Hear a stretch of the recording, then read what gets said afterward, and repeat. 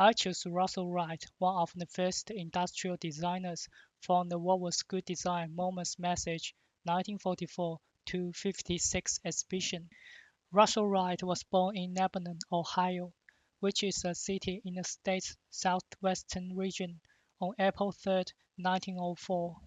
Russel Wright's interaction with art and design started at the age of 10 and had his first formal art education at the Cincinnati Academy of Art.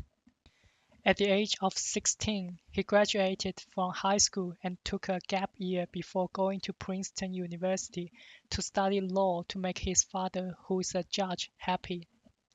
In 1920, he used his gap year to attend the Art Student League in New York City, where his painting teacher suggested him to study sculpture to visualize elements in three-dimensional based on Russell's drawing technique. After the gap year, in 1921, Russel Wright went to Princeton University as scheduled, but he eventually dropped it out in his third year of university, even though he did stay in Princeton University for more than 2 years. He put a lot of effort in design work rather than participating in his law classes. Or we can say he pretty much disregarded his school curriculum in his university life and started his design career. He was working in school plays at first, and then joined the Triangle Club where he designed and executed scenery.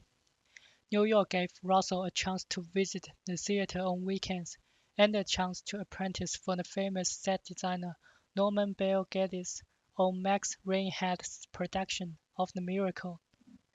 After quitting school and fully committed in design, his career path did not become brighter straight away. Before he got a design position in George Cukor's company in Rochester, New York, he struggled through many jobs in the theater. Those precious experiences, including the experience of overseeing constructions of sets and props for plays, all helped him in his later work in industrial design. Alan Bernstein, who is a costume designer, is considered as Russell's first and most important mentor. Alan taught Russell that the concept of doing a small job perfectly, we can always feel such thinking in the details of Russell's design. In 1927, Russel Wright married Mary Small Einstein, who gave him a lot of inspirations and a huge boost in his design career. Mary's family ran a successful textile manufacture and merchant business, and because of this, Mary played an important role in marketing and promoting Russell's products. It is Mary's effort that ensures Russell's revolutionary American modern dinnerware appears in store with massive popularity. In addition, Russell also took inspiration from Mary's sculpture teacher, Alexandra Archipenko. He introduced the smoothness and the dynamic of sculpture form into his dinnerware. In the same year of marriage, Russell and Mary founded Russel Wright Studio and started to incorporate iconic American elements into their work. In 1932, Russel Wright created Cowboy Modern Chair. As the name suggests, Russell expressed the unique American West culture with some modern inputs. Historian Michael Kamen labeled the Cowboy Modern Chair as a nostalgic modern, a result of the dual need to be modern and technologically advanced, while at the same time elevating and celebrating American traditions. Cowboy Modern Chair is the first attempt for Russell's statement of shaping a modern American identity. From this viewpoint, Russell became a cultural creator and started shaping American values. In the early 1930s, Russel Wright designed a wide range of household products with the vision of easier living at home. Those products were proven to be well ahead of their time. For example, in the late 1940s and early 1950s, spun aluminum became extremely popular. However, Russell had already started using spun aluminum in his design in the early 1930s when he was designing his first large line of consumer products.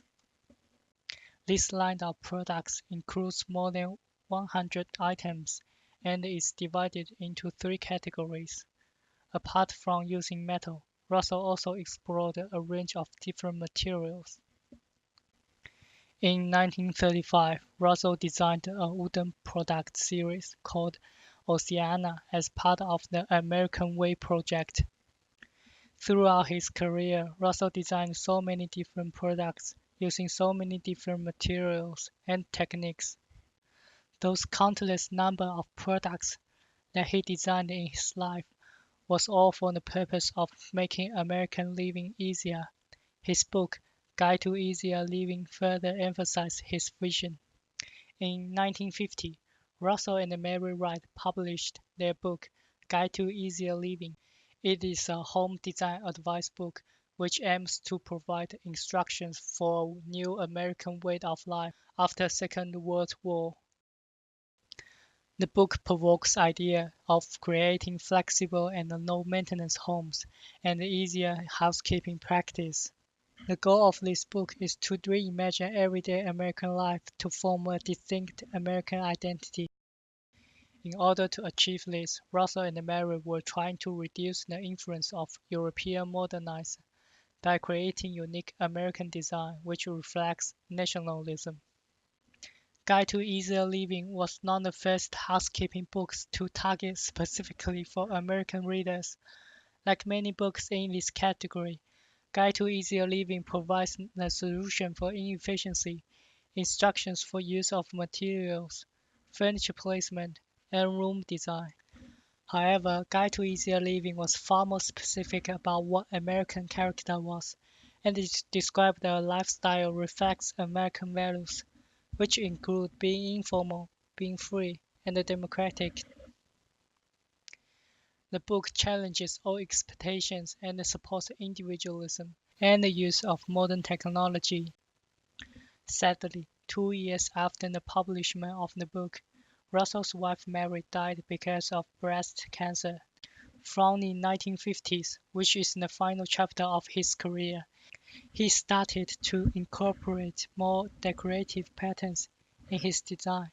Some examples are the popular ceramic clock for General Electric, white cover line of his dinnerware, as well as Oklahoma line of the glassware. Russel Wright died from cancer at the age of 72 in 1976.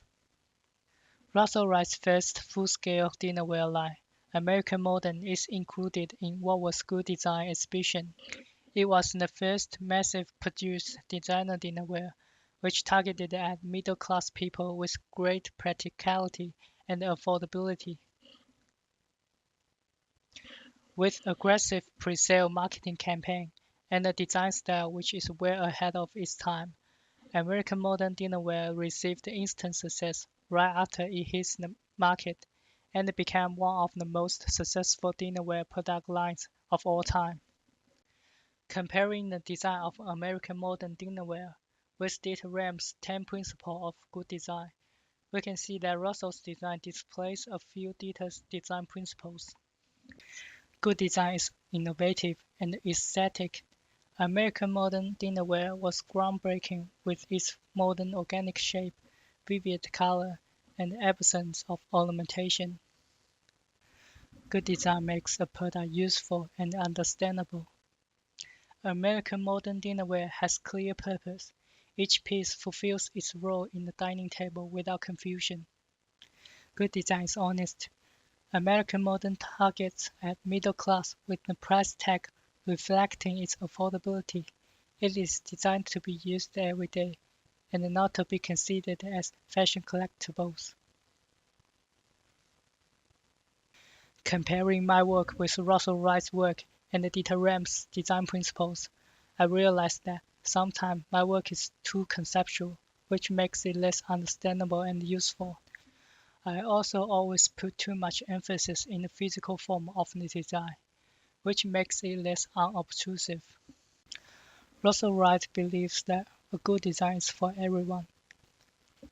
For future design projects, I will consider the balance within the design and try to present the concept in a more understandable way.